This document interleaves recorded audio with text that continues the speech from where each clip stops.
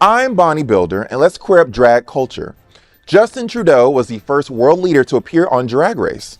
Trudeau recently announced his intentions of resigning as Prime Minister of Canada. Only time will tell what this means for Canada and the rest of the world.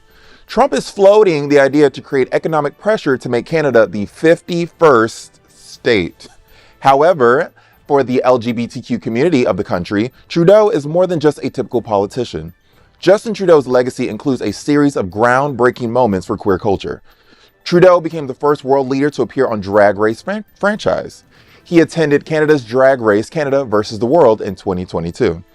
During this appearance, he shared a hope for more leaders to follow. He said, quote, "I'm glad to be the first, but I look forward to the time that there's a third or a fourth," end quote. Trudeau was active in LGBTQ issues. During his tenure, Trudeau's government introduced gender-neutral X markers on official documents and passed laws protecting transgender Canadians.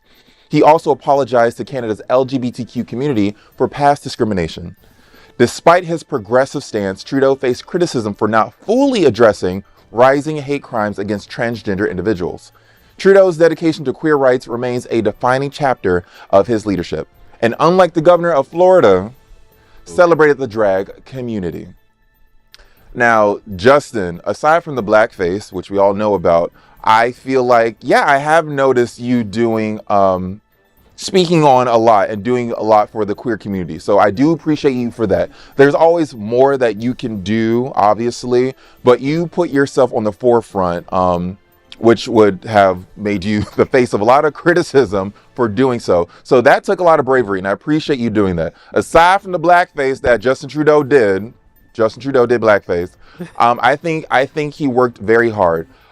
Canada being the 51st state of America. That's a stretch. Canada, how does Canada work? Isn't Canada its own country? And they're it's comprised of like they call them but they're not states, but they do have their they have like their own thing. They have like a Broward, a Fort Lauderdale, Key West. That's what Quebec. So he Trump. Listen, again, you know what? Good riddance and bye-bye, Trudeau, okay? I could give 3 shits. Ooh. Bye. You weren't going to win this election anyway. You might as well have, gracefully removed yourself, Trudeau fooled me. He fooled me with his boyish, almost gay boy kind of looking, smile and all that. Bullshit, okay? When he went to Mar-a-Lago to go meet with Trump, he knew exactly what he was doing, all right? No. Anybody who goes and is a friend of Trump is no friend of LGBTQ. That and the blackface. The blackface. All right? I'm sorry. I can't forget the blackface personally, all right? Because you could never look like this. So, keep it moving. So Pierre Poilievre, I think he's the one that they're thinking is going to be taking over, and he's another Trump. Trump-like, very much. He's another Trump-like to be, need to be looking out to see what's going to happen. And they don't think that Justin can beat him, despite a lot of the good things that he's done for the community. There were a lot of queer people who were really saying, "Hey, get out of just like you are, get out of the way so that somebody who can be there can win." My concern is, whoever is going to run in his place, I don't know that they're going to have a better chance than he would. I'm nervous about the direction that they're going in.